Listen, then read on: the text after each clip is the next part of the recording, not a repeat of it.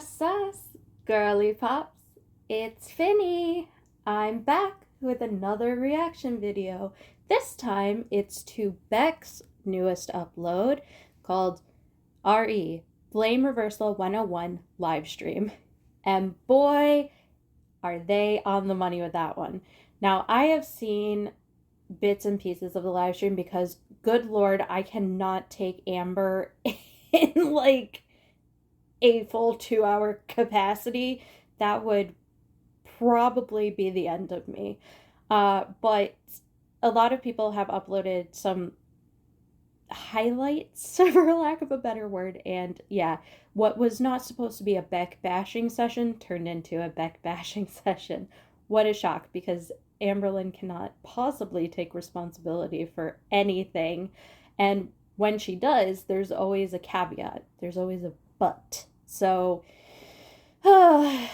anyways, I would much rather give Beck the attention for this one than Amberlynn, because I think other reaction channels have done so much justice in ripping apart that live stream, especially big, huge shout out to Salty Crab. Oh my gosh, she does some of the most in-depth work. I truly, like, she is one of my favorite reaction channels.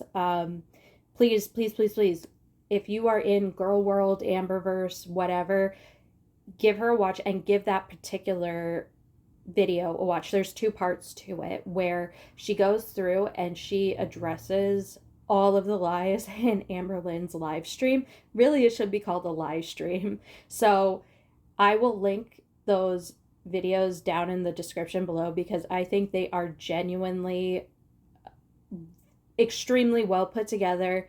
There's evidence to back up what Salty Crab is saying, and yeah, it's a really, really good two-part video.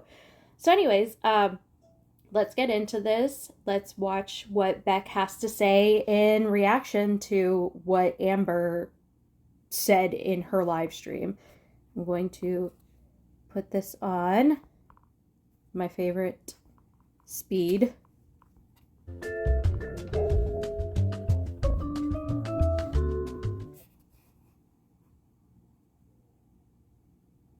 Hey everyone, if you felt crazy after watching everything Hi, Beck. Sorry to interrupt you. Hey! unfold last week, you're not alone. Trust me, I'm feeling it myself. There's been so much coming out, it's been really hard to keep up. Between reactions and live streams and the podcast with Casey and now Amber's last live stream on Thursday, it has just all been overwhelming. Amber's live was hard for me to watch. It brought up a lot of emotions I've had to confront. Her language, outlook, and how she twists everything was very triggering, and some of it was clearly an attempt to attack my character and discredit me. That's a really good point. Also, like Beck said, that I thought it was 2 hours. Never mind, it's like 3 hours of Amberlynn. Oh my god, Beck. I don't know how you did it. But it is extremely triggering to watch someone just lie about you or manipulate fact. It is extremely frustrating because obviously everyone always says there's three sides to a story: yours, theirs, and the truth. But I would say that Beck's side tends to lean very heavily towards the truth. We've seen it. There's obvious evidence. People are pulling out receipts against Amber. So I think that and I've been through situations too where someone is just absolutely manipulating the truth about a situation, and it is so frustrating. And it's especially frustrating when you feel like you can't talk about it. So I'm very glad that Beck is coming out and talking about it, and I'm glad that they're addressing the fact that Amber really did try to assassinate their character by making them look like this abusive, like verbally and emotionally abusive partner, and that they were equally as bad to each other, when really a lot of the things I think that Beck said to her was like after the relationship. And of course, like, there's going to be frustrations after a relationship, especially such a long-term relationship and one that had the intent of marriage in mind. So it's a very serious relationship. And for that to all come crumbling apart, and then to have the sort of awakening of, oh my God, I was in this horrendous relationship. I don't think, I think that this sort of distancing or maybe mean comments from Beck were from that sort of realization. What I've said about her. Because of that, I had to comb through everything she said, take notes, and try my best to wrap my head around what was going on. Reaction channels have really helped so much with that, and it's difficult seeing so many people watch her lie about me and others while trying to manipulate the narrative. But they remember things even I don't remember sometimes, and getting the outside perspective has been incredibly important and enlightening. I'm really glad that Beck feels supported by the reaction channels, because uh, the reaction channels have always held Beck to sort of the same standard that they hold everyone else to, where it's like if something is wrong or they were doing something that didn't seem kosher, then they were called out for it. It's not like the reaction channels were like, oh, it's all Amberlynn all the time, whatever. Beck was called out for their behaviors, and Beck was called out for supporting Amber's nonsense, and Beck was called out for some of the things that they did. So, it just shows that really the more truthful of the two of them, which is Beck, is being believed, and the reaction channels are showing just how manipulative Amber is. Been trying to keep myself from having to address her directly most of the time. I did consider making this video at her specifically, but when I was writing this, I found out that she wasn't who I wanted to talk to. I wanted to tell you what I thought and what I'm feeling. This is all really new to me. Yes, I've talked about our past relationship before, but not to the extent I have the last month or so. And I've been on YouTube in the past, but I've never had this amount of support behind me until recently. Now with more public support comes more attention and more expectations. I knew talking about her again would bring a lot of eyes my way, and I don't want to let anyone down, but I can't stand by and let fear stop me from talking about what I went through and bringing awareness to covert narcissism and mental, emotional. Yeah, see, okay. I'm Amber Amber tries to push this narrative that she's an empath, that she has so much empathy. But honestly, I was just watching one of the Ankles videos, one of his retro reacts, and it was the one where she and Destiny go to Destiny's friend's place, where they have unfortunately lost a child, and they have uh, a burial site on their property for their child, and it's a very young child lost tragically. The uh the plot is beautiful. They have done a wonderful job, and Amber is just the focus of the whole thing. She's like sniffling behind the camera, like kind of pretending to cry, but she gets details wrong. She is focused on herself. It is crazy, the lack of emotion and connection that she has to anything around her that doesn't directly affect her. Now, her sniffling and pretending to cry is to show that she knows that she's supposed to be doing this sort of feeling, this react she's supposed to be having this sort of reaction to such a tragic area. But I think it would have been better if she had just, well, first, I don't think she should have filmed it at all. I think that is crossing a line, and there's absolutely no need to be filming the child's place of rest. I think if she wanted to discuss it in the car, if that was okay with the parents who lost their child, I think that would be one thing. Or even saying, like, we're going to visit Destiny's friend's house. They tragically lost their child, and we're going to pay our respects. Okay, that's fine. People do that all the time, every day. They don't film themselves doing it, but okay, I get it. But I think that Amber is, I don't know, she really is just a narcissist.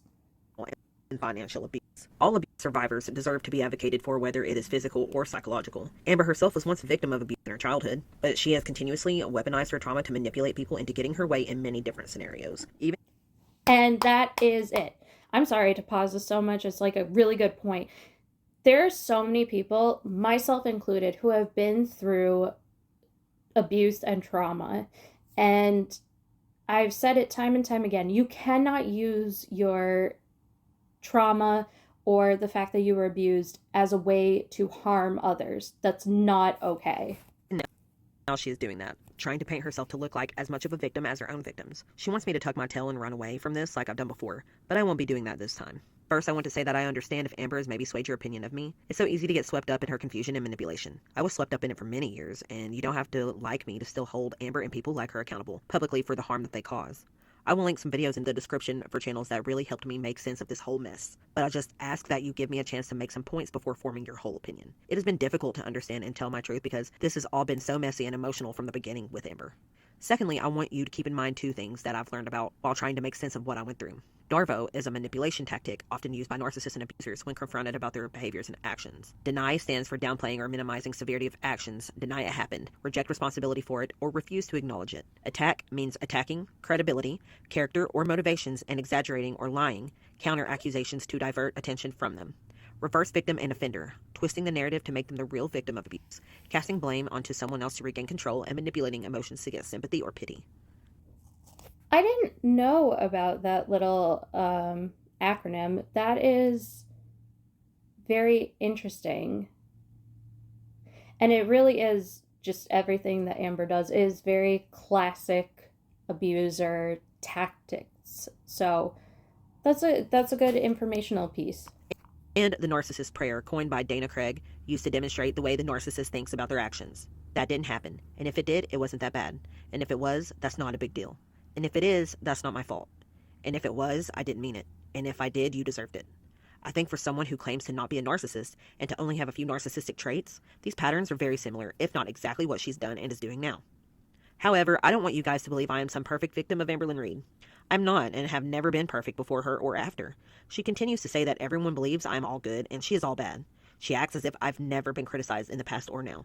But the truth is she has never been able to take criticism and still can't handle it. Anyone who has ever had something to say about the crappy things that she has done is against her and has it all wrong. And it is not just to me, but all of her exes and the majority of her audience and the YouTube community, including reaction channels past and present.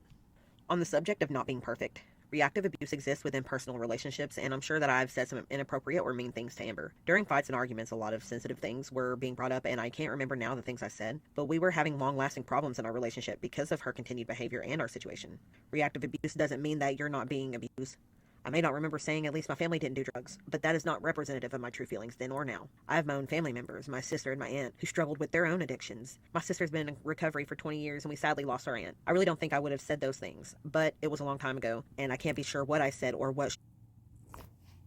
So again, that's a good point. The things that Beck said, maybe they were harsh, and I guess technically you could say it was abusive.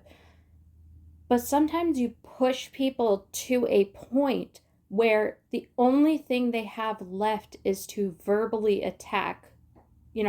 Instead of going the physical route, which maybe if you are physically backed into a corner, which I guess this would be like the verbal equivalent to being physically backed into a corner by someone. If you are physically backed into a corner by someone, you may hit them, you may shove them, you may punch them, you might do something that would equate to physical harm. And so this is like the emotional or verbal version of that, where someone is being so heavily abused over and over and over again, and you get into a very heated argument, and in the moment you just say maybe the worst thing or the most impulsive thing that comes to the forefront of your mind. And it might be something that is or would be considered abusive. To say something to someone like, at least my family doesn't do drugs, or calling someone a fat sack of shit, or whatever Amber said that she heard Beck said about her. These things, sometimes you are so backed into a corner by someone and you just cannot take it. And you're like, what can I say that would equate to the amount of shit that's coming out of their mouth? And so you say something that is not kind, that would sort of maybe make you feel a little bit more powerful in the moment. But, it's not that you should be excused for saying it. It's not nice. It's not acceptable. But I understand what they're saying. And I understand that reaction. She was saying to me before that happened. She showed no proof, and I don't have any either. But regardless, conflict can be used by toxic people who love to push and bring you down to their level. They do this to make you feel that they are not the problem, and instead, you are both the problem. Amber, I want to remind you that I would have never been on YouTube if it wasn't for you putting me on your channel to begin with. I wouldn't have talked to Karina last year if you wouldn't have still been talking about me. I probably wouldn't have ever come back to my channel if you had not continued talking about me. And now I'm back and I don't know what I'm doing, but our audience is intertwined and you can't pretend that there isn't years of evidence showing your pattern of abusive behaviors toward every single one of your exes. We can't all be lying, Amber. I don't know where to start, so I'm going to just do what she couldn't do and list out exactly what she lied about in this live stream. Number 1. Amber claimed she never talked about me after the proposal story on her channel.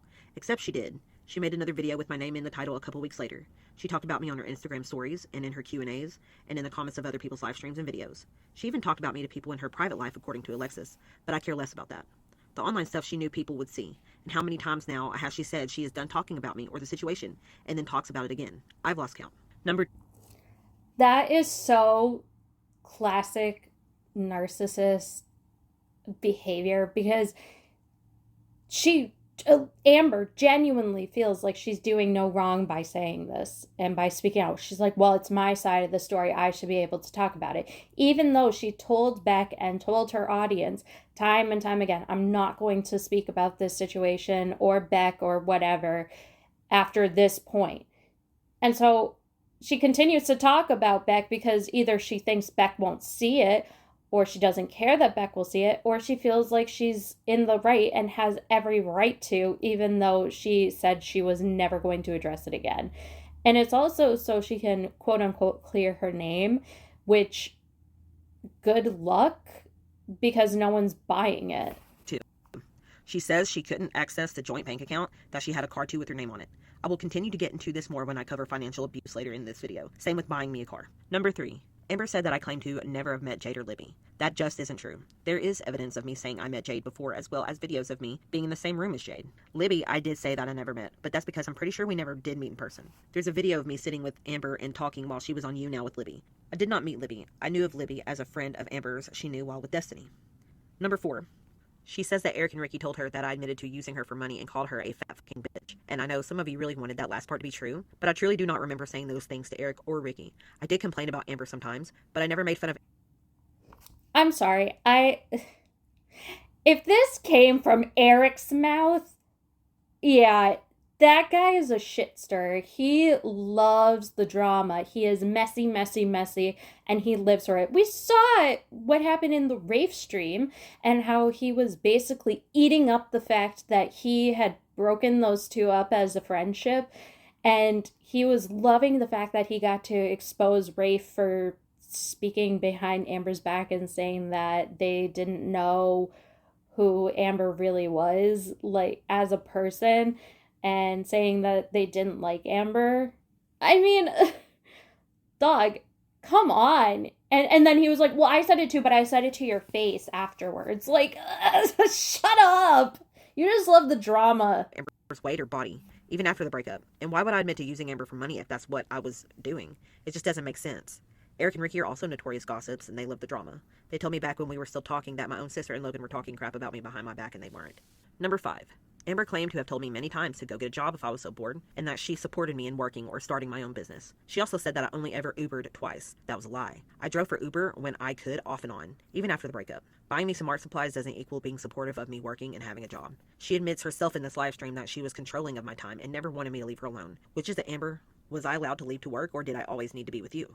Number 6. She tells people in her live that I said we weren't friends after the breakup, and that isn't entirely true. On my channel, I've said before that we hung out after the breakup, but that after I moved out, we were only friendly. I thought that thing was so weird and stupid. And, I really wouldn't want to be associated with Amberlynn either. Being like, no. I mean, if Beck really did text out saying, like, do not show me or do not refer to me as a friend, like right after or whatever, saying like it would kill their channel. I mean, okay, like maybe Amber's got that one thing, but a slew of things that she is lying about.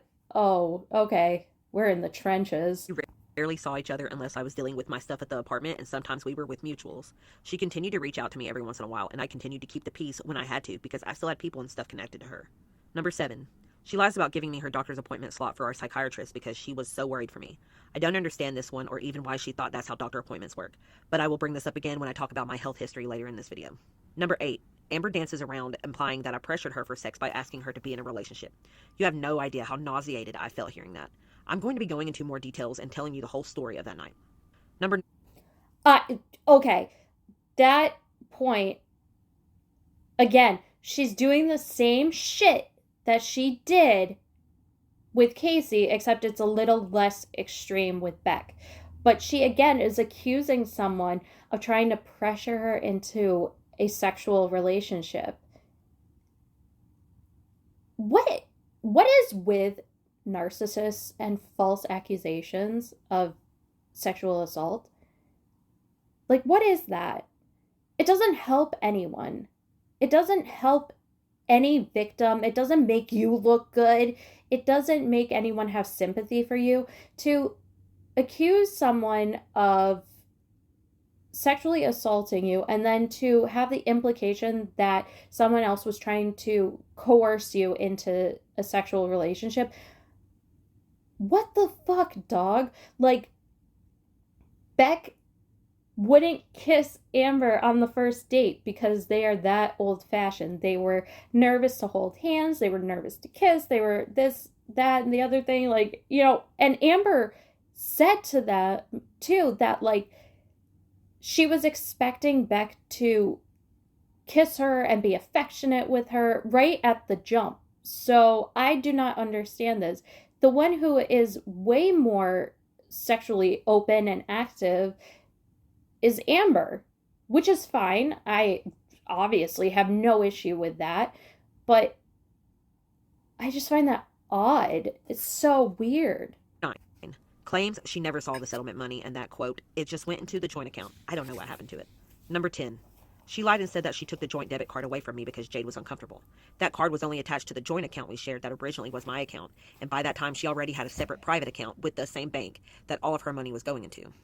Number 11. Amber also lied about free bleeding, about how long I helped her wipe, how often I brushed her hair, and how often she showered. And then she also read out a chat about us both having hygiene issues. But I think it's funny that, like, Amber within the live stream lied, like a very obvious lie. She said Beck helped her wipe for 2 weeks, and then later on she says it's like 9 months. So what is it? Like, where are we going? What is the truth here, Amber? Was it 2 weeks or was it 9 months? Like, I don't understand. we'll once again get more into that in another section. Next, I will address the screenshots that she did show in her live stream and the situations surrounding them from what I remember. Screenshot A. Stop Talking Crap, September 7th, 2022. Prior to this, I had made a video on my channel that briefly mentioned Amber. I watched a Karina video and talked about it. I mentioned past relationships, and when I brought up Amber, I said something like, there were good and bad times, and she made a video shortly after that, on September 6th, that talked in length about my proposal to her. In her video, she belittled me again and talked badly about me, making the whole thing sound like something she never wanted and was below her. Apparently, I sent her this text the next day. B. Last effing warning. Stop talking about me. All you do is talk about me, and I just want to forget you, and all the bullshit. I will stop being silent if you don't, and I'm not the only one who has a lot to say about you. Final effing warning. Take my name out of your mouth, and I will get the law involved. I think this one is pretty self-explanatory. It was a little over a year after the breakup, and I had just had enough. If I didn't see when she would post something about me, someone was sending it to me, and in those moments, I just wanted nothing to do with her anymore. That's so fair, and that's a fair reaction. Beck had not spoken at length about this relationship at all, and Amber did. And Beck came on and was basically like, it was okay. Like, yes, good and bad parts. Whatever, that's fine. You know, they can come on here and speak about their side after hearing all this other nonsense. And then for Amber to come on because she felt slighted, she came on and she spoke about Beck and the proposal and how it went down and basically belittled and made fun of them. And yeah, like Beck said, acted like that they fucked up the whole proposal and that it was embarrassing and that she wasn't really into it. And so I don't blame Beck for coming on here and saying that, because if Amber had just talked about, yeah, we had like good moments and bad moments in the relationship, or said it wasn't a perfect relationship, I don't think Beck would have responded in this way. I think it was the fact that it was such a personal moment that Amberlynn was discussing and mocking and belittling them once again, that they finally had it and was like, just shut up about me. I've had this moment too where someone would not stop talking about me. I was like, just shut your mouth. Be quiet. Leave me alone. I've even, said things like, if you don't, I'll have to talk to a lawyer.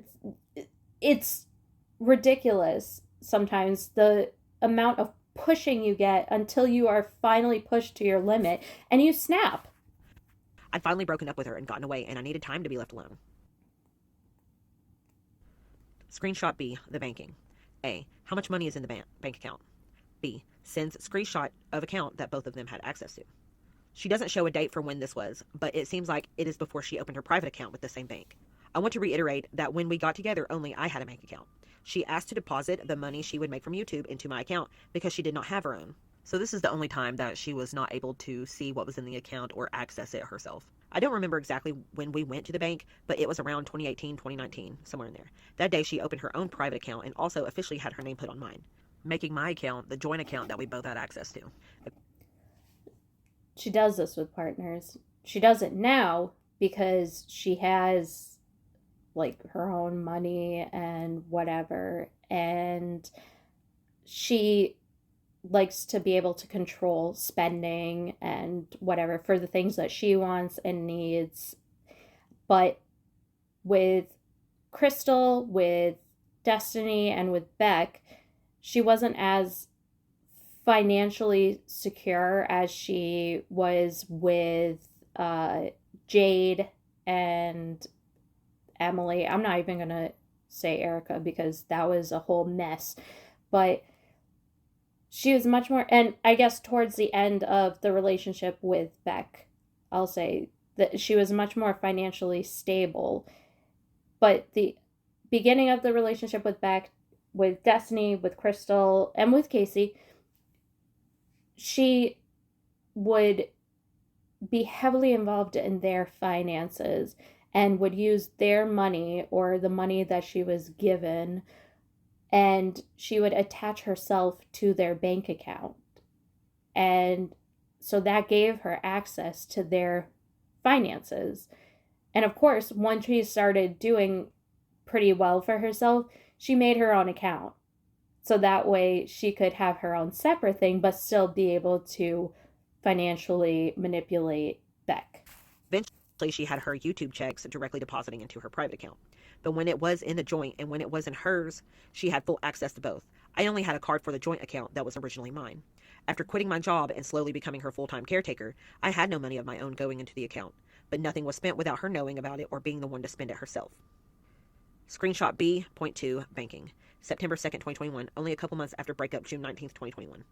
A, you need to open your own bank account. Just open a new one. I'm going to keep this one for now. I need you to start using your own money for Reactive and stuff. Plus, when I pay you on this 22nd, I don't want you using this bank account anymore.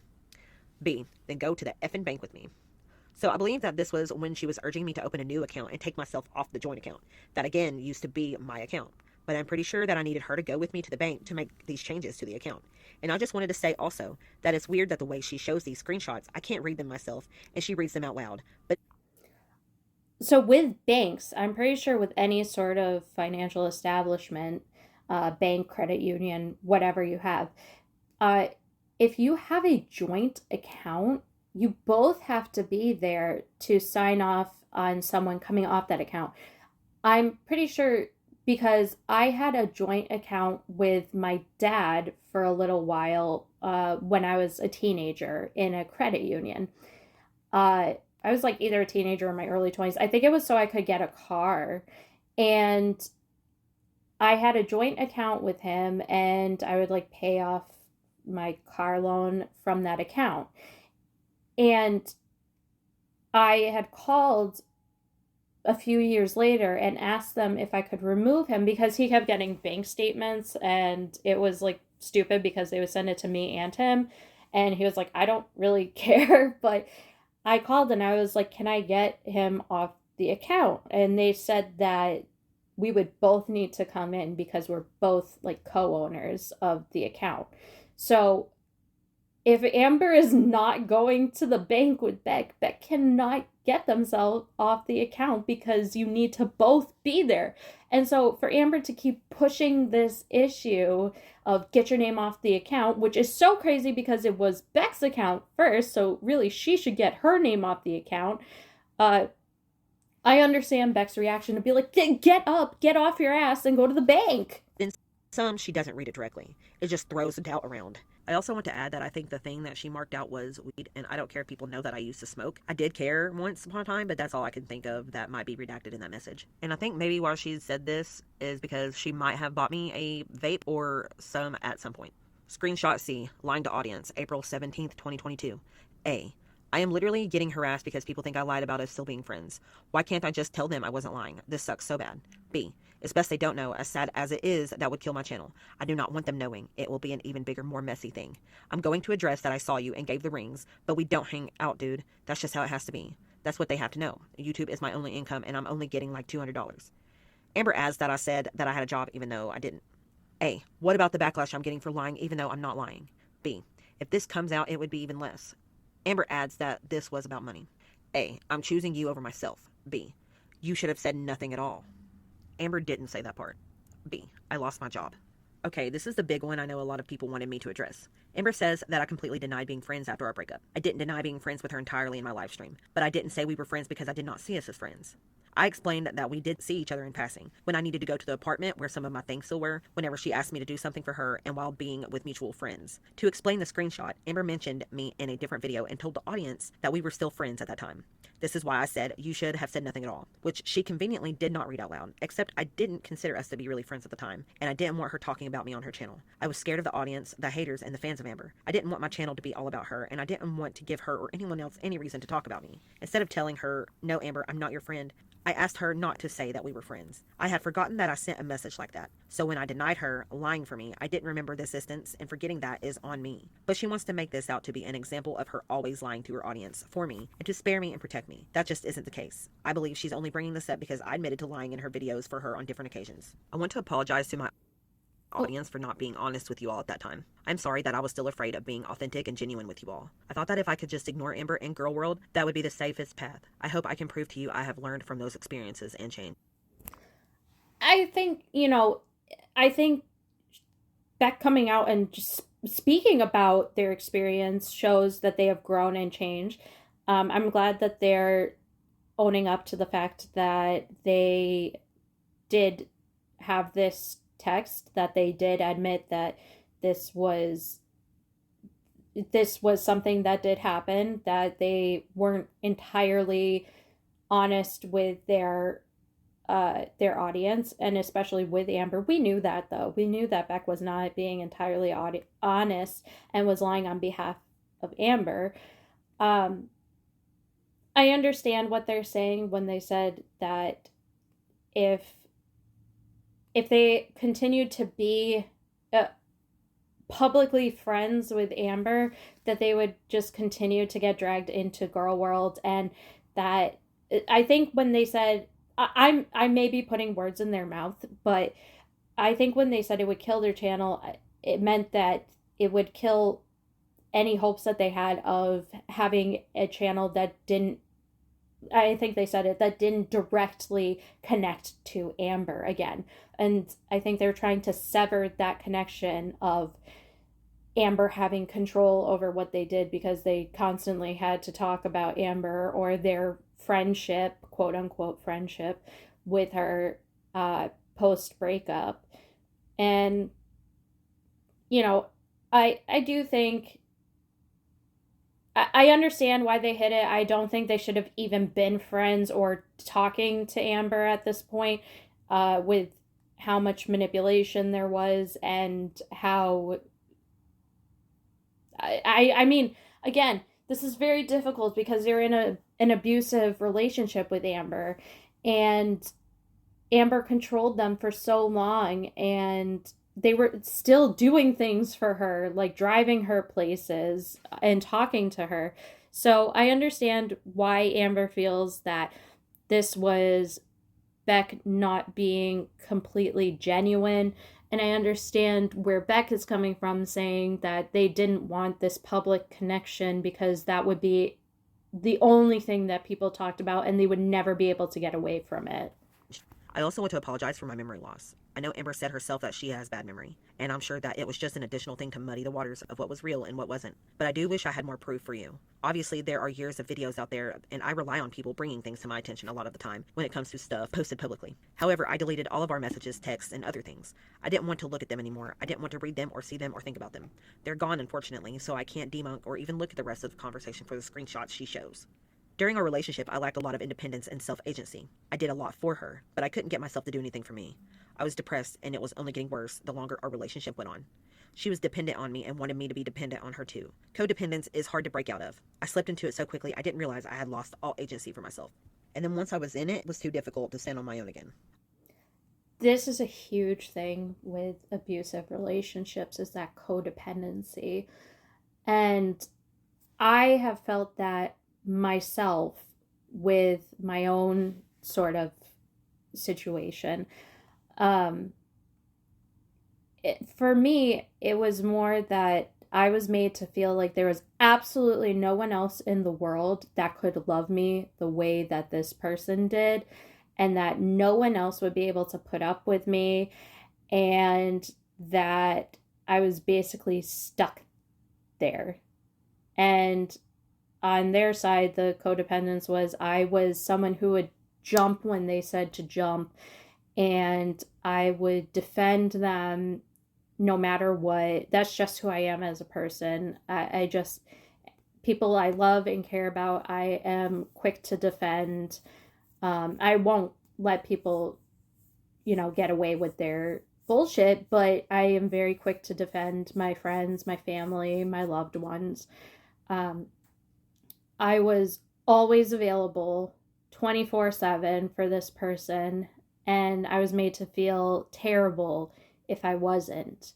Um, I was made to feel less than. I was given the cold shoulder a lot. If I didn't pick up the phone for this person because of whatever reason, I was made to, or if I didn't immediately text being like, "Oh, I'm in the bathroom. I'm so sorry. I'll call you right back." Stuff like that. I was made to feel like I was the worst partner in the world for this person. And there was always the threat looming of there's other people that I could be with, but I choose to be with you. And it is so damaging to the psyche when you have those feelings just hovering over you. And you become reliant on this person, and this person may become reliant on you for different emotional, financial manipulation, um, sexual manipulation. It's awful. It's terrible.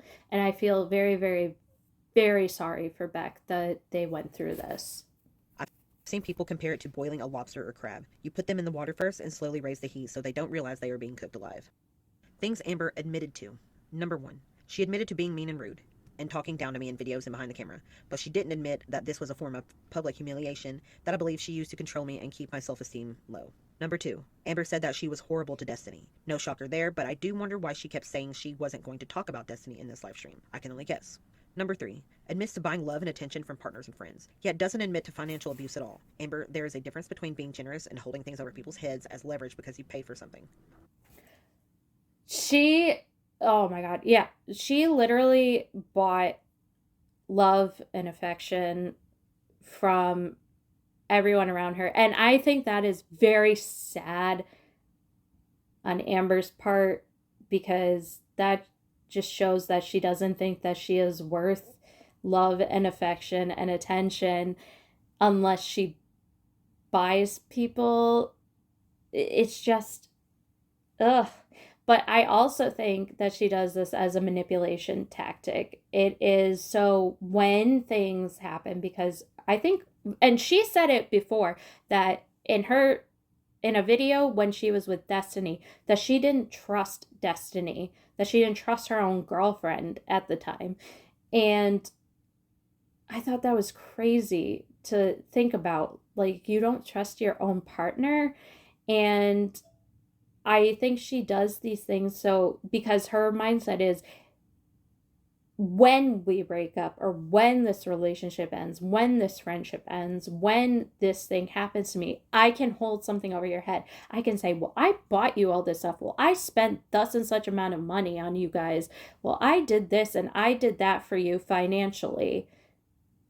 And then, but at the time, it was supposed to be, look at how generous and kind I am to my friends. I'm buying them gifts. I'm letting them, stay here. I'm buying them food. We're going out to eat. I'm paying for everyone.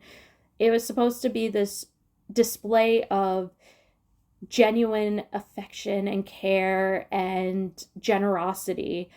And then when there's a falling out, inevitably, because there always is with Amber, she's able to say, look at how much I spent on you. Look at all the gifts I gave you. Look at all the things I did. Which, if you are truly giving them as gifts or as a show of how much you appreciate your friends and loved ones, you wouldn't dangle it over their head.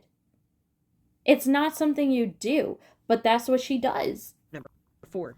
Amber says that she went through my phone a lot because of trust issues, but then shows journal entries to, in her eyes, prove that I did read her journals. First, I never said that she didn't let me read any of her physical journals. I said that she wouldn't let me go through her phone because she said there were private journals on it. Yet she says that I could read her journals anytime and she wouldn't have cared if I looked at her phone, but that I never really had asked her anyway. Number 5. She admits that she does not feel that I was abusive towards her, but then why do...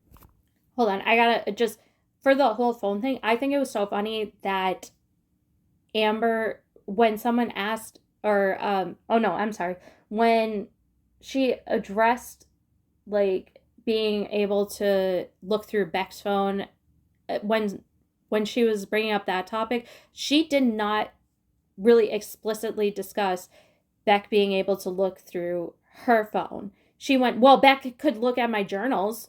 Beck was able to look at my physical journals. Look at this journal that I have. This journal they were able to look at, and kind of skirted around the topic of the phone. All of this, Amber. Number 6. She admits to being manipulative toward me and others to get what she wants out of them. Number 7. And finally, she admits that she shouldn't have asked me to drive during the times that I was physically and mentally ill. More on that later. At first glance, it may sound like she admitted to quite a few things, and she did, but she did not take real accountability for them. She spent the worst part of 3 hours talking about things she went through and only accepting the small things she felt weren't as bad to distract and minimize the impact of the bigger problems at hand. Admitting to vague things like being controlling and manipulative, but not acknowledging that the impact of her being controlling of my time was me not being able to look for a job, save money, or even spend time with my dying mother.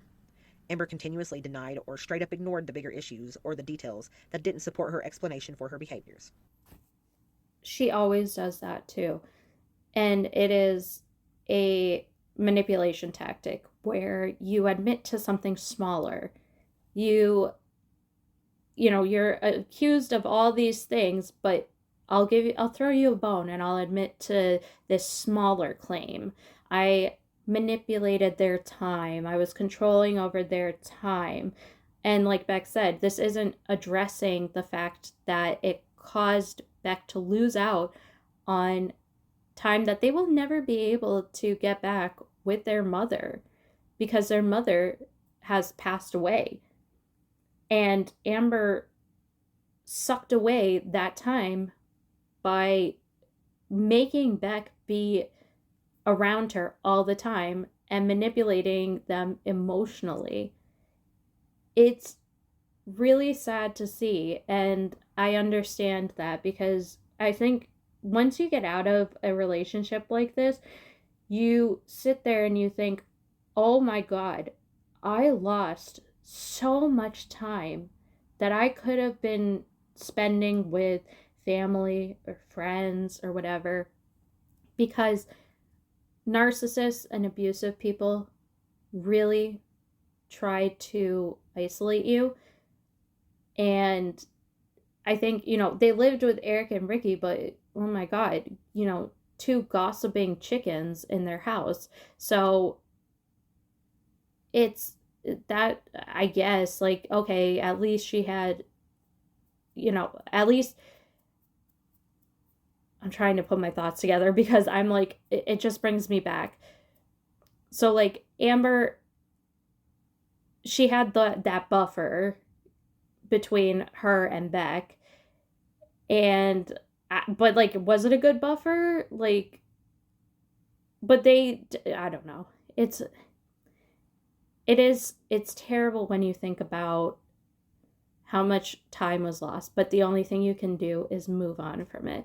And my mom has always told me that things happen for a reason, and that whatever you may believe in, if you believe in a higher power, if you just believe in time marching forward, if you believe in fate, whatever it is, that you were able to waste just enough time to put you into a better place. And that I really hang on to those words. And I hope Beck can sort of find solace in that Amber wasted just enough of their time to put them into a better situation, wasted just enough of their time so they could find their fiance, wasted just enough of their time so they could have a successful career. I really do hope that Beck finds solace in that, because the things you go through, even though they are horrendous and traumatic and change you as a person, I think that holding on to the thought that I went through this, I survived it, and I was able to spend that time getting to the place where I am today, getting to the correct place where I'm supposed to be in my life. And while it may feel like wasted time, that time was meant to be spent to get you into a better place in life. Things Amber denied/ignored. Number 1, she denied still talking about me after the breakup. Number 2, she denied asking me to send her the settlement inheritance money and me sending it to her for bills and other things she paid for. Number 3, she fully denied ever being financially abusive to anyone because of her infamous kindness and generosity. Number 4, denied using a timer even though I said sometimes she did and sometimes she didn't. She only said this to make it sound like I wasn't telling the truth about her tracking the time for things I did. Number 5, she underestimated how much I helped her with her personal hygiene, saying that I only wiped her for 9 months and that I got her a bucket a couple times and only brushed her hair once. She also denies free bleeding, though I was under the impression she had admitted this before in her videos, but I have no idea which video it could be if she did. Number 6, denies leaving me with only a little bit of money for a U-Haul and implies that she did pay me for the live streams. Number 7, she ignores the serious allegations about her behavior towards Libby. Number 8, she ignores the chat asking her about getting physical with Jade. Number 9, she ignores everything that had to do with feederism and her irresponsible involvement with feeders and making feeder content. Number 10, the last thing I'll mention here is that she gets asked what is the worst thing she did to me, and she replies with, the cruelest thing I ever said to Beck. God, I can't remember a lot of what happened, obviously, but let me think of something.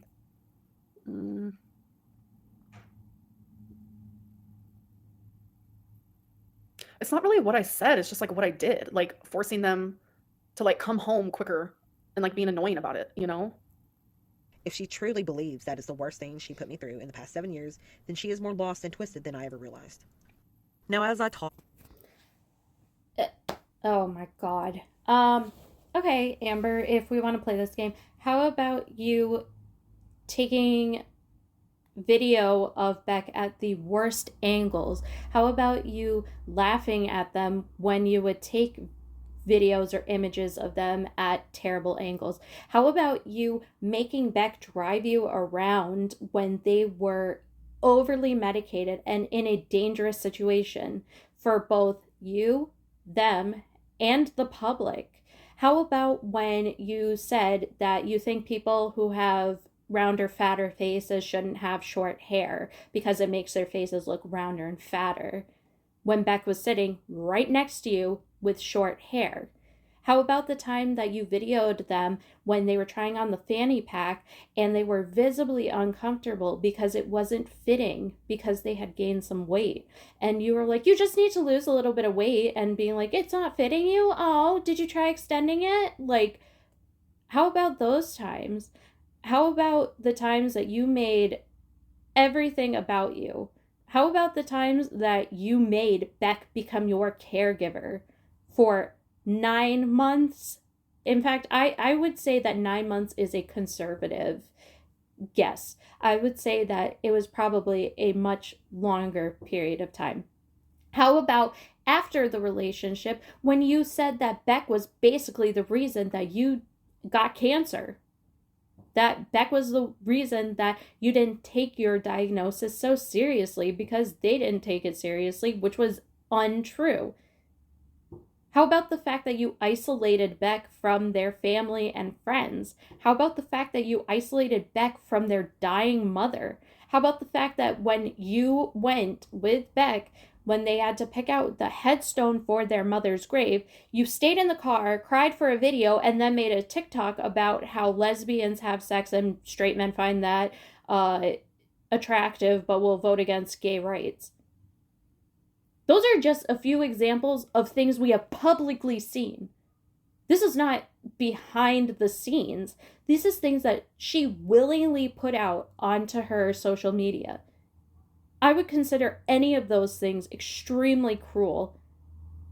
I would consider the fact that you put someone on a public platform when you knew your own reputation and how your audience is, and then put them out there when they did not want to be out there, and then force them to be in your videos and didn't pay them. I mean, like, when you're in a relationship, okay, you had the joint bank account or you had joint finances, which you manipulated and abused them with, but you didn't give them any sort of money. You forced them to be in your videos, you forced them to vlog, and they never wanted that life. They never wanted to be in that. So, again, these are just a few things that we have seen publicly. The audience has seen it. We watched it happen.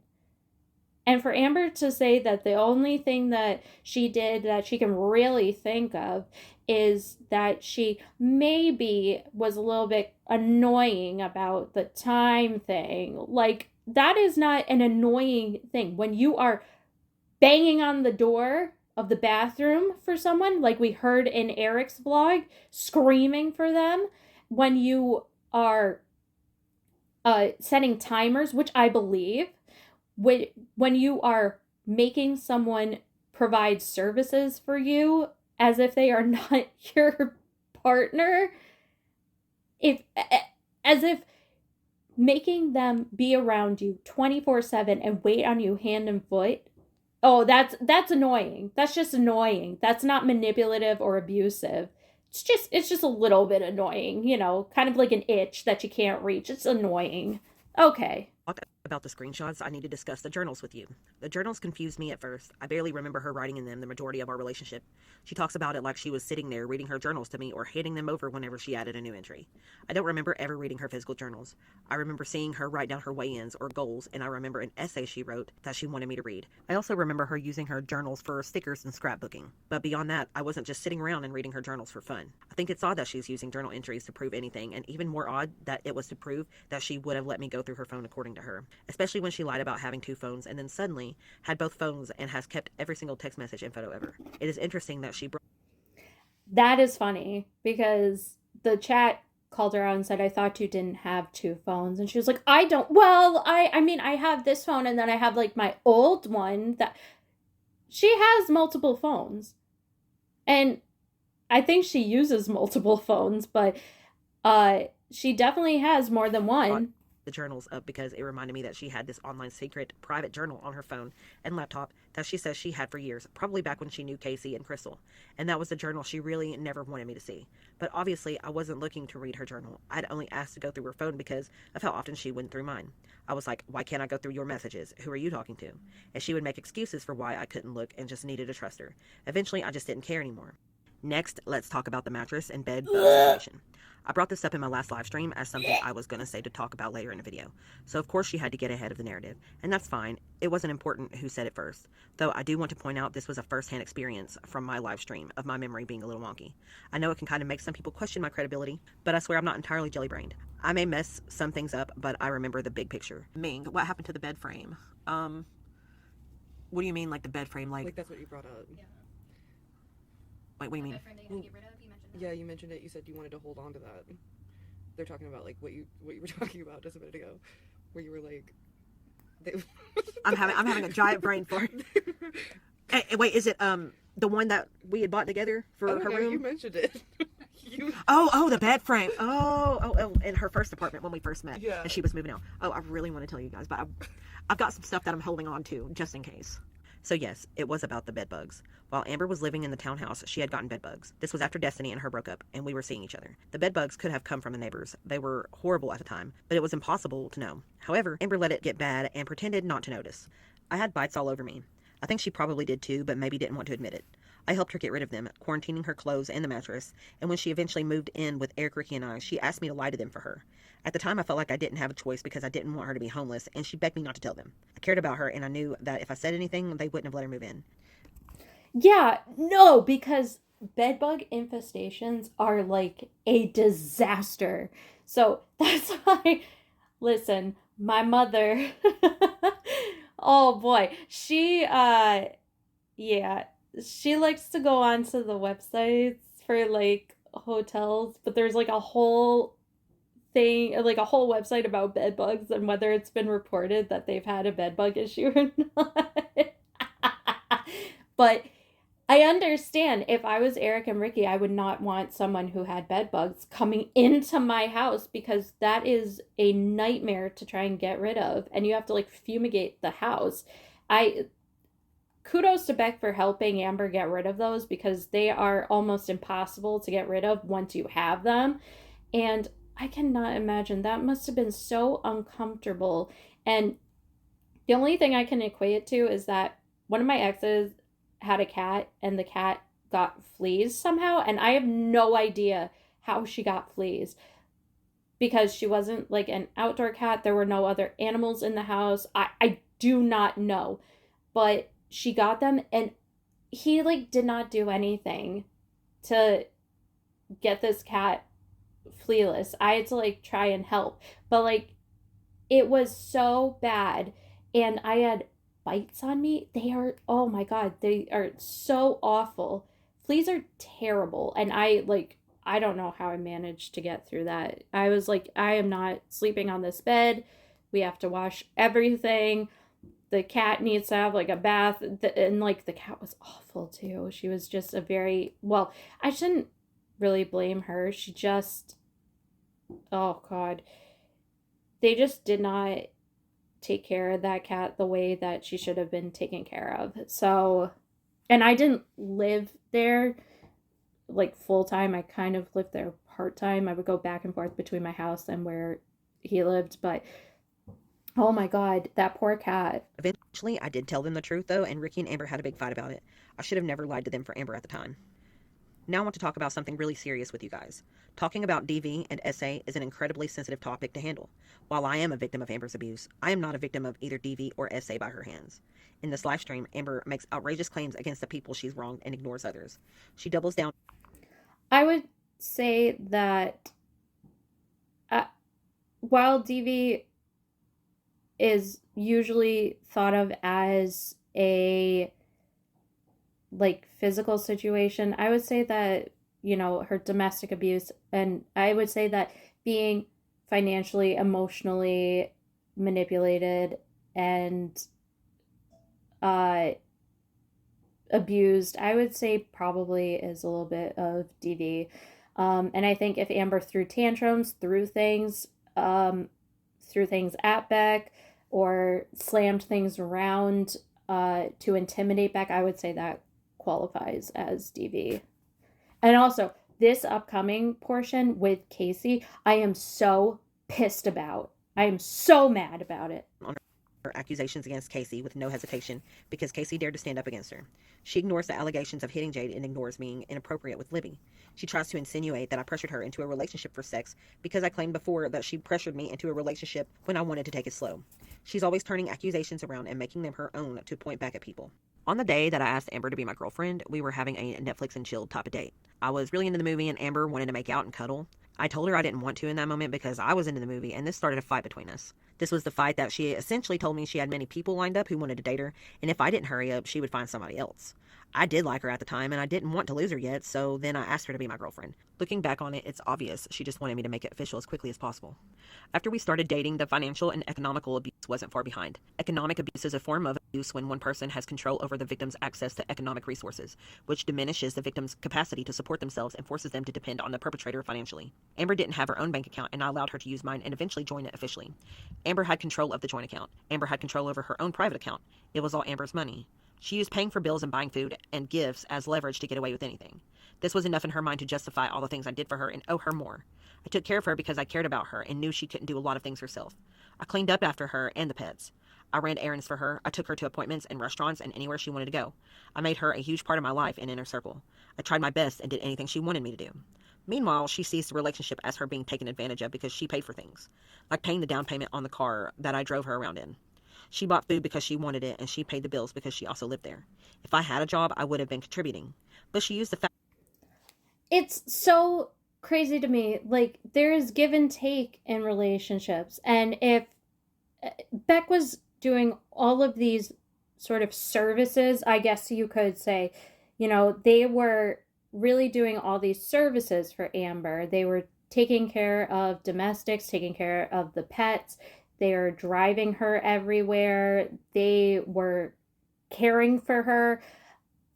And Amber, in turn, was paying bills because Beck was essentially doing things as a caretaker 24/7. So Amber was paying the bills so that way Beck could be at her every beck and call. No pun intended.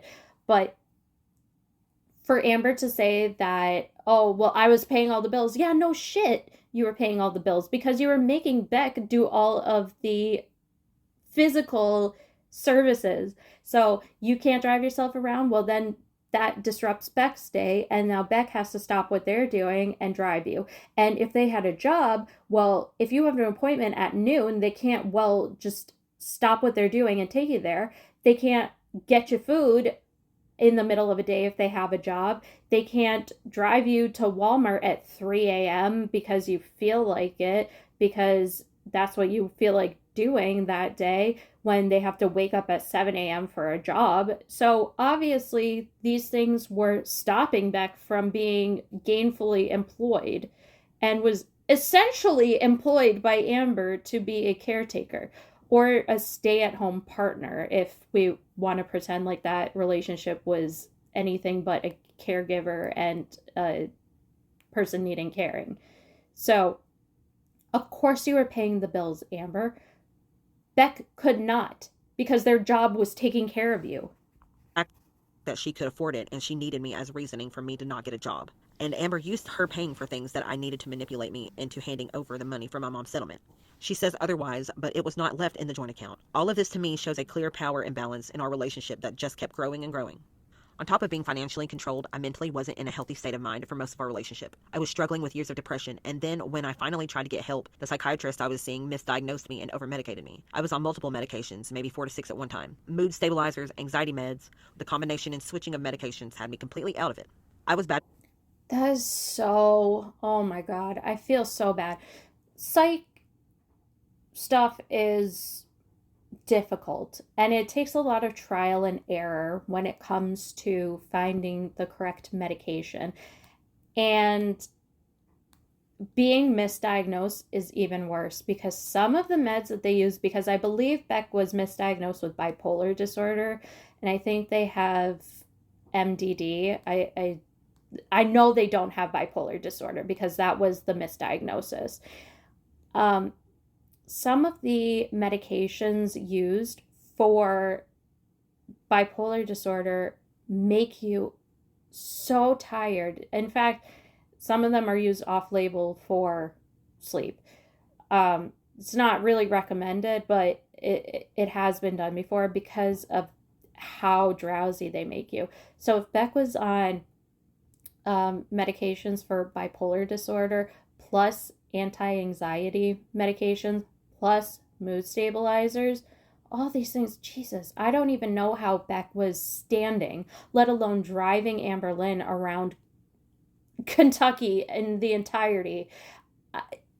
I just, because I'm thinking about it, and now I'm highly affected by medication, but if I take 12.5 milligrams of Benadryl, I'm knocked out for like 14 hours. It's, yeah. So to be on a combination of all of those medications, they must have been tired and kind of out of it and sedated, subdued. And we saw it. We saw them when people really, I think Michael B. Petty brought it up, being like, wow, Becca is moving like a sloth. And it was because they were on all of these medications. And I'm not surprised that they like lost a year. It's, God, I feel so bad for them. And I'm glad that they are in a much better space. But this was different. I was experiencing a lot of negative side effects, and Amber tried to minimize this by saying it was only 3 months. I don't know exactly when I started taking the medicine, but it was the longer part of 2019, I believe. She also tries to minimize the effects of my kidneys shutting down. The renal failure was very, very thankfully short-lived. So it was very quick, thankfully, because that was also very, very worrisome. These two things overlapped, but both had long-lasting effects. The doctors eventually wanted to do blood work because they were considering putting me on lithium, and that's when they found out that I was going into kidney failure. Oh my God, lithium too. Jesus Christ. Beck, you poor thing. First of all, lithium is, it's used for bipolar disorder.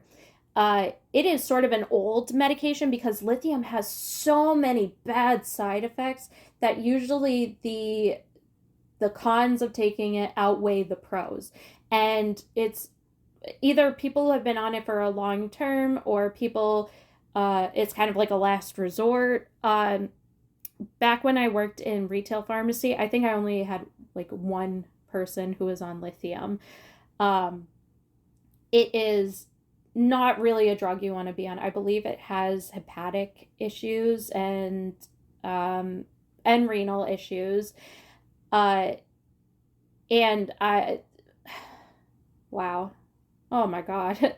I'm like freaking out from a from like a medical perspective, and not like freaking out at what they were prescribed, because yes, I'm sure they were prescribed things for bipolar disorder, but because they didn't have bipolar disorder. So all of these medications were, of course, they were getting bad side effects because it's not the correct diagnosis. So they're not going to get the benefits of the medications because it's not the diagnosis that they truly have.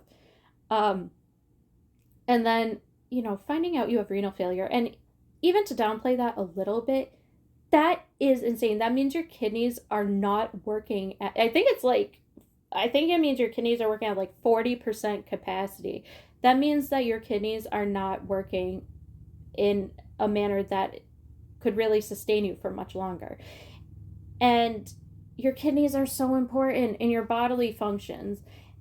And renal failure is such a big problem. And for Amber to even be like, well, it was like, thank goodness it wasn't that bad for that long, I don't care. If you're in renal failure for 2 days, that still sucks. And, being in renal failure can affect you in the long term. I mean, your body luckily can turn things around, but it's still, for Beck to be so young in renal failure, oh my gosh. After more testing, they found it was the metformin causing it, and I was able to recover, but it wasn't quickly.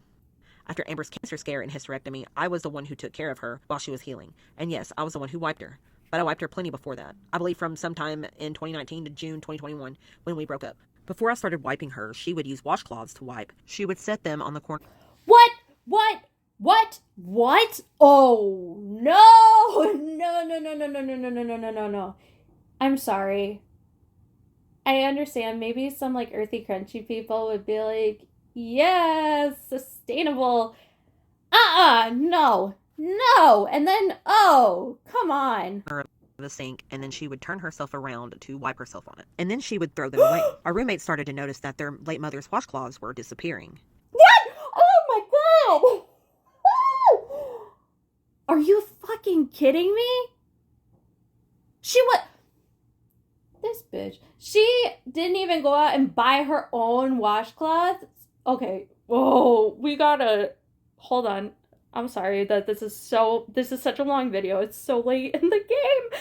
But there's a few things we need to discuss right now. One, she was Charmin bearing it. Like, I do what you gotta do, right?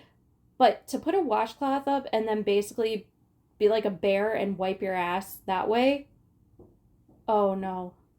I know there was leftover. And then to be using your roommate's washcloths. Okay, not just your roommate's washcloths, but your roommate's mother's washcloths? And then throwing them out. Okay, not sustainable. Take back what I said before about the earthy crunchies. They're gonna get mad now. So, you took washcloths that were not yours and used them for your toiletries and then threw them out. And now it would be one thing if she was like buying washcloths in bulk and doing this, but like use something else. I don't know, but if you're buying your own washcloths and doing this, I would still be like, that is so wasteful and weird and whatever. But I would at least be like, well, they were her washcloths. Use your roommates? Oh my god. And they confronted her about it, and she wanted me to lie to them for her, but I didn't. She ended up buying more washcloths for herself, and instead of throwing them away, she had me wash them in the sink and then put them in the washer. Oh. Wiping ended up being the lesser of two evils at the time. Amber also said Absolutely. that I only brought her a bucket a couple of times, and that is true. It only happened a couple of times, but I did help her get spots she couldn't reach, and in between the bucket baths, she just didn't shower. I also didn't only brush her hair once either. It needed to be brushed every few months. I'm only saying all of this now because she does not live in the same reality. I'm hoping maybe this will be enough to finally reach her. She and some others don't realize that you don't wipe someone and groom someone that you don't care for. Exactly. Oh my god. This is just like, you know, if this was just Beck saying that they were caring for Amber because they loved her and they were helping with hygienic processes, like, I understand that. I'm just still trying to wrap my mind around the fact where she used, I think it's Eric's, maybe, mother's washcloths to clean herself. And then decided that, whoops, someone's at my front door. Apologies for that. My husband came home on his break and he forgot his keys, so he rang the doorbell. Anyways, I cannot believe that Amber did that. And then, you know, instead of washing them, which, I mean, if I was Eric or Ricky, I would be like, just toss them at this point. That is pretty foul. Instead of washing them, she just threw them out. It just shows how callous she is and how she absolutely does not care about other people's things. She has no boundaries. If it was her own, she would be furious. But because it's not hers, it has no value to her, so it doesn't matter. And then going out and buying them and then making Beck wash those ones. That's what I'm getting at. It's her item, so why would she waste it? Someone else needs to take care of those because it's hers. So, oh my god, this is insane. Like, truly, my mind is blown. Do those things for money. I did them to help her be more comfortable, to protect her dignity as much as I could. I lied for her and defended her and kept her alive. Now she shows her respect and gratitude for me by talking badly about me repeatedly. Even in the chaos of everything she said, she still had time to read chats saying we both had hygiene issues and saying that she did gross things for me too. Me not showering for a couple extra days because I was depressed and you popping my pimples are not the same as me wiping you and cleaning your ankles. Amber doesn't want to say that she is an abuser. I am saying that. She wants to claim this diagnosis and that diagnosis, but the diagnosis doesn't matter. Her self-awareness is non-existent. Everyone has noticed. Thank you. It does not matter what she is diagnosed with because it does not give the right or the excuse to continue a cycle of abuse. That she takes zero accountability or responsibility when in private. She will beg and barter and manipulate until everyone sees it the way that she sees it. She can't do all of that publicly, and no abuser wants their abuse to be aired out. Amber, I just wanted you to finally take some accountability for the shit you've done. If I really wanted to humiliate and embarrass you, I would have just done this years ago. The only way to hold you accountable is publicly, bringing awareness to the abuse and having your audience see between the cracks. Your public live stream wasn't about an apology or healing. It wasn't about breaking your silence. It was about silencing others, especially me. You did not take this seriously. It is inappropriate to laugh when you are talking about other people's trauma, especially when you're the one who caused it. I can laugh about my trauma with friends, but making fun of what your victims have experienced is insensitive and weird. Completely correct. I think there is, I think some people don't understand that when you've been through a trauma or abuse, that sometimes you will use things like humor to sort of minimize what you went through or downplay it or just to be able to speak about it. And it doesn't mean that everyone else can make fun of it or laugh at it. It's so you can get through speaking about it. It's also why sometimes when people speak about their abusive situations that they are emotionless. I know that for me, when I speak about some of the things that I went through, I am completely deadpan because it's just easier that way. It's easier to get through it. And sometimes you've said it so many times that there's an emotional disconnect, or you may not really believe that it happened to you. Like, I don't mean like, oh, I don't believe it, like that it's untruthful. I mean that you are in such disbelief that you went through something that you're just completely zoned out of it. And, there have been times where I have laughed about some things, not others, that have happened to me because it's so wild.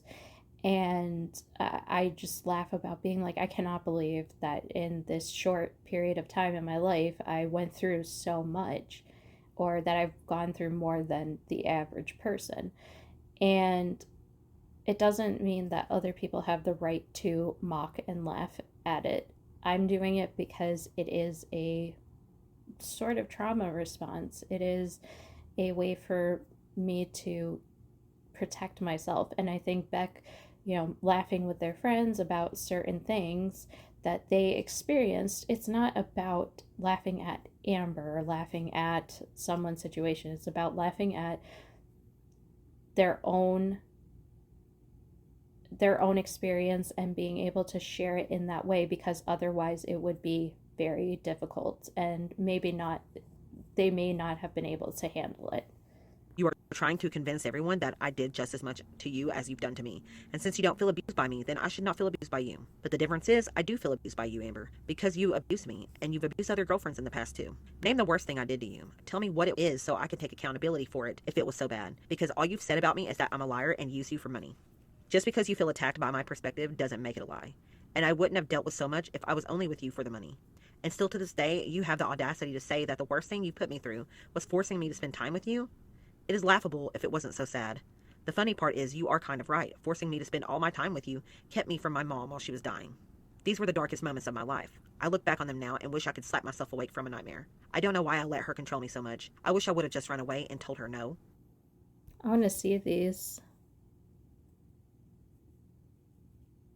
So Norma Jean is Beck's mother, who sadly passed away. So let's read these. On the left it says, Beck FaceTimed with me, and guess what? They aren't staying the night with me. I'm just so upset, and it breaks my heart that they are a slave to Amberlynn and lets her control them. Tears streaming. Why does Beck let Amberlynn own them? She is choosing Amberlynn over their own mommy. I'm just broken. I miss Beck and want to spend time with them. Beck is brainwashed. I'm going to need them when we start packing. And on the right, it says this, so it looks like the first one, okay, yeah, the first one is between Beck's sister and their mother. Okay, and then the second one, yeah, okay, so the second one says, it's where you were saying Amber had changed and Anne feels like that made her out to be a liar. Anne has cried her eyes out. It hurt her feelings. I myself don't think Amber has changed. She's putting on a show, trying to make her look good / innocent to her audience. I believe with all my heart Amber mentally abuses Beck, and I hate that. Norma had her absolutely, that she knew exactly what was going on. And Norma, obviously there was some stuff that went down with her, but I think truly and deeply Norma cared about Beck. And it makes me so sad to see these messages. It's very, very sad. And I'm so sorry to Beck for their loss. That is so upsetting, and I truly am sorry for that. I have so many regrets from that time, but she knew what she was doing. She knew she was manipulating me into isolating myself from my own family, begging me to spend time with her instead of my mom, causing rifts between us in the very little time I had left with her. I hate that because of Amber and her hold on me. I wasn't there for my mom the way I wanted to be. I hate that I don't remember our last Christmas together. I hate that she cried for me when she was losing so much. Abuse changes people. It can turn you into someone completely unrecognizable. It can take years for you to find yourself again and to make sense of what was even happening. To those of you who haven't experienced something like this before, I hope that you can see this as a tale of caution. And if you have experienced something like this similarly, then I hope this helps you feel less alone. I hope that my mom is out there watching and seeing the changes I've made and is feeling peace knowing that I am safe, happy, and loved. I hope that she is proud of me for sticking up for myself and for speaking out against Amber. Sorry, I had to pause briefly to say goodbye to the hubby. But Beck, I unfortunately do know what it's like to go through an abusive relationship, and it does change a person. It does, not just psychologically but physiologically too. It changes a person's brain, and that's due to the trauma that occurs. And I'm so sorry you went through that, and I'm so sorry to anyone who goes through an abusive relationship. I think Norma is definitely watching over you and is proud of the person you have become. So much for watching, and I will see you when I see you. All right, let's see what they got. I think it's probably fan art. Oh, just kidding. So that's it for this video. Like I said, through this, I'm glad that Beck has come out to talk about this, has discussed sort of the things that they have done, and discussed what it's like to go through an abusive relationship. And it is very, very difficult. And I think that they're right that Amber is trying very hard to push themselves away from that, because, I mean, honestly, who wants to be called an abuser? No one does. But Amber is really trying to downplay the whole relationship and do some character assassination at the same time. And I don't think that's right, and I don't think that's fair. But Beck, keep going, keep being strong, keep up the good work with your vlogs and your commentary. I think it's really great to see someone talk about this situation, and I'm glad that it's coming from your perspective instead of having to speculate on what occurred, because we can see a lot of what went down because Amber so publicly put it out there for us, but behind the scenes is a whole different story.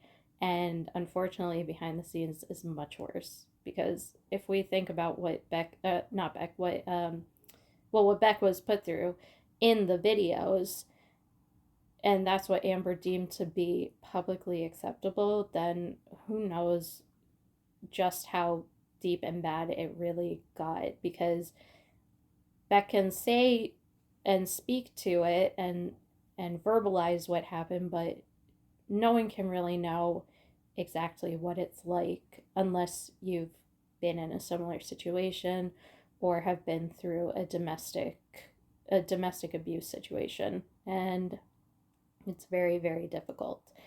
So thank you if you made it this far for watching this video. I know it's a much, much longer one than usual, but I thought it was important to watch this and to discuss it. So I will see you all in my next one. Bye!